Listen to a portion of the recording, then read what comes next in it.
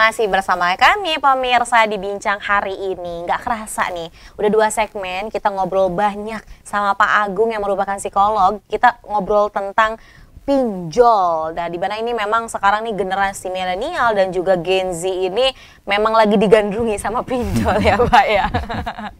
Ada banyak hal tadi yang udah kita bahas. Nah, di segmen ini kita lebih akan berbincang bagaimana preventifnya nih Pak ya, mencegah dan juga mengobatinya lah gitu ya.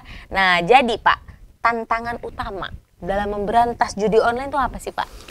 Yang pertama, kalau dalam skop yang luas berarti regulasi. Artinya perlu ada regulasi yang kemudian itu membatasi kemudahan akses judi online gitu ya. Jadi selama regulasinya belum ada, belum jelas ya tentu kemudian itu akan masih menjadi PR gitu ya.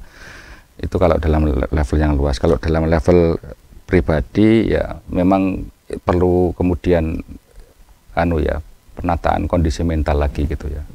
Jadi kenapa kok kemudian judi online, kemudian pinjaman online itu jadi salah satu solusi. Adakah kemudian kondisi mental tertentu yang membuat orang akhirnya mengambil langkah tersebut gitu ya. Faktanya mungkin menerima kita kan mohon maaf kan itu memang terbiasa untuk menerima bantuan-bantuan gitu ya tanpa bekerja gitu ya. Artinya mungkin bayangannya ya itu seperti bantuan gitu ya. Artinya ketika kemudian Anda ingin dapat sesuatu ya Anda harus berproses, Anda harus bekerja, dan itu yang kemudian harus ditanamkan gitu ya, bahwa saya memang harus, kalau saya ingin sesuatu saya harus mencapainya dengan misalkan bekerja. Di sektor yang lebih luas lagi berarti lapangan pekerjaan harus dibuka seluas mungkin sehingga bisa menyerap tuh pengangguran yang ada ya Pak ya. Akhirnya kan nggak buntu dan tadi malah minjem ke judi online atau pinjaman online. Ya, nah mungkin tawakal, tapi tawakalnya ya kurang pas gitu ya. Pinjem nanti insya Allah bisa bayar lah. Tapi kan ada kalau sama teman sih gitu mungkin ya. Kalau sama teman ya, kalau sama teman kan gitu ya. Ya bisa belum ada minggu depan ya. Kalau sama pinjol kan nggak bisa. Ya nggak apa-apa minggu depan tapi bunganya jalan. Iya betul. Akhirnya makin membengkak tagihannya ya Pak ya. Bicara tentang tadi kata Bapak, wah tawakal nanti juga ada Allah kasih rezekinya iya. Tapi kalau misal nggak berusaha sama aja ya Pak ya. Nggak mungkin Tuhan itu menciptakan langsung ke tawakal ya Pak. Pasti kan suruhnya juga ikhtiar, doa, tawakal. Nggak loncat langsung tawakal. Betul sekali. Nah kemudian nih Pak, selaku psikolog juga nih Pak ya, bagaimana nih pendekatan psikologis ini dapat membantu individu yang sudah terlanjur terjerat nih Pak, masuk ke dalam pusaran pinjol?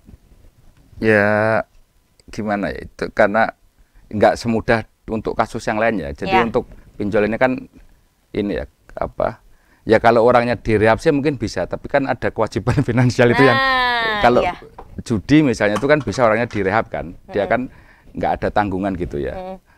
Tapi kalau pinjol kan ada hutang yang harus dibayar, betul gitu ya. Nah itu yang yang mungkin agak perlu strategi yang berbeda gitu ya. Tapi kalau terkait ngomongin masalah adiksi sama seperti adiksi yang lainnya, berarti memang harus ada proses rehab gitu ya. Ada proses rehab yang tentu antara satu orang itu bisa berbeda-beda gitu ya. Tetapi intinya untuk membuat sampai ke level kesadaran gitu ya, bahwa ternyata judi online itu bukan kemudian perilaku yang tepat gitu ya, bukan perilaku yang baik gitu ya. Jadi sama mungkin pendekatannya sama kalau dengan bentuk adiksi yang lain ya.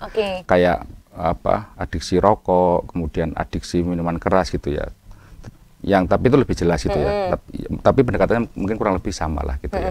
Terus ada proses rehabilitasi yang kemudian sampai pada level mungkin awalnya bukan kesadaran tapi perilakunya memang berhenti gitu ya. Sampai kemudian sadar bahwa ternyata judi online itu atau pinjol itu bukan kemudian perilaku yang pas lah untuk dilakukan gitu. Jadi memang balik lagi tadi pada penanaman diri sendirinya nih Pak ya, terkait kebahayaan. Dan kemudian juga Pak, ini kan bisa menjadi evaluasi pemerintah, bagaimana cara perusahaan-perusahaan pinjol itu harusnya bisa lebih ketat memberikan syarat ya Pak. Nah tadi makanya di level harus ada regulasi yang mengatur gitu ya. Bagaimana caranya mengatur agar masyarakat itu tertib berlalu lintas gitu.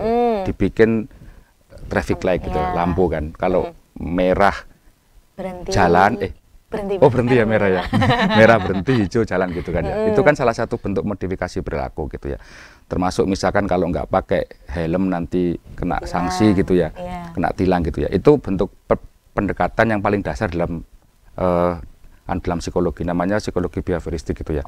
Menggunakan punishment dan reward gitu ya. Kalau perilakunya baik dia dapat reward, kemudian kalau perilakunya nggak seperti yang diharapkan dia dapat ini punishment gitu ya. Tapi belum sampai pada level kesadaran. Tetapi perilakunya berubah kan, artinya ada ketakutan. Betul. Ya, ada sesuatu yang dikhawatirkan. Kalau kita tanya kenapa alasan pakai helm gitu ya, mungkin jawabannya mohon maaf. Takut ditilang. Nah betul sekali. Padahal harapannya kan keselamatan. Ya, nah betul. Keselamatan itu di level kesadaran. Cuman perilakunya berubah nggak? Berubah kan? Dia mau pakai helm kan. Sama dengan adiksi itu juga kayak gitu, bisa mau pendekatan yang intinya kalau perilakunya berhenti dulu gitu ya. Berhenti sudah, tapi nggak sampai di situ aja, harusnya sampai pada level kesadaran bahwa perilaku itu salah gitu ya, dan kenapa aku harus nggak melakukan itu, atau kenapa aku harus melakukan itu. Nah itu di level kesadaran itu pendekatan yang lain lagi gitu sih Mbak. Oke, jadi sebenarnya hal yang bisa dilakukan salah satunya tadi dengan pemberlakuan, ada regulasi yang bisa apa ya Pak ya, ini cukup membuat kita mikir-mikir kembali kalau semisal mau menggunakan pinjol seperti itu. Nah Pak, nggak kerasa nih. Kita ini udah ngobrol 3 segmen pemirsa bersama Pak Agung, membahas mengenai zilenial atau Gen Z dan milenial ini yang terlilit pusaran pinjol atau pinjaman online. Tapi sebelum kita menutup perjumpaan kita hari ini nih Pak, boleh dong Pak dikasih closing statement atau pernyataan penutup terhadap pemirsa setia Sultan TV. Silakan Pak. Ya, bahwa sebisa mungkin jangan pernah meminjam atau apalagi berjudi ya, dalam bentuk apapun ya, secara online gitu ya. Dan kalau ingin dapat sesuatu, berusahalah mencapainya dengan melalui proses dan hargai setiap upaya yang sudah kamu lakukan, kemudian lebih cintai dirimu sendiri dan hargai setiap proses pertumbuhan, perkembangan dan capaian apapun yang sudah kamu dapat gitu ya. Tidak perlu kemudian berkompetisi dengan orang lain, karena pada dasarnya yang perlu kamu lakukan adalah berkompetisi dengan dirimu sendiri. 10 tahun yang lalu, 5 tahun yang lalu, itu yang menjadi patokannya. Patokannya ya Pak. Baik, terima kasih. Wah ini sebenarnya cukup menyentuh terkait dengan sebenarnya kita lagi nggak berlomba sama siapa-siapa ya Pak ya. Nggak usah membuktikan sama orang lain gitu kan. Yang penting adalah bagaimana cara kita nih bisa menilai, membandingkan kita dengan kita. Mungkin 10 tahun yang lalu, 5 tahun ke depan dan yang lain-lain. Jadi nggak usah mentingin ego ya Pak ya. Saya pengen punya branding yang bagus, akhirnya minjol. Perlu ada hal-hal yang dipertimbangkan. Baik Bapak, terima kasih. Bapak sudah berkenan berbincang banyak nih di bincang hari ini. Semoga nggak kapok nih Pak datang ke sini ya Pak. Tentu ditunggu yang berikutnya. Ditunggu yang berikutnya, nanti kita akan ngobrol banyak lagi di tema-tema yang lainnya nih bersama Pak Agung. Baik Pak, kita tutup dulu. Pemirsa setia Sultan TV dimanapun Anda berada. Demikian perbincangan kita hari ini bersama Pak Agung, membahas mengenai zilenial dan pusaran utang pinjol. Semoga apa yang kita bahas pada hari ini dapat memberikan manfaat dan juga berkelanjutan. Saya, Raudloh Rida, dan juga kru yang bertugas pada hari ini mengucapkan terima kasih. Pamit undur diri, sampai jumpa. Wassalamualaikum warahmatullahi wabarakatuh. Waalaikumsalam.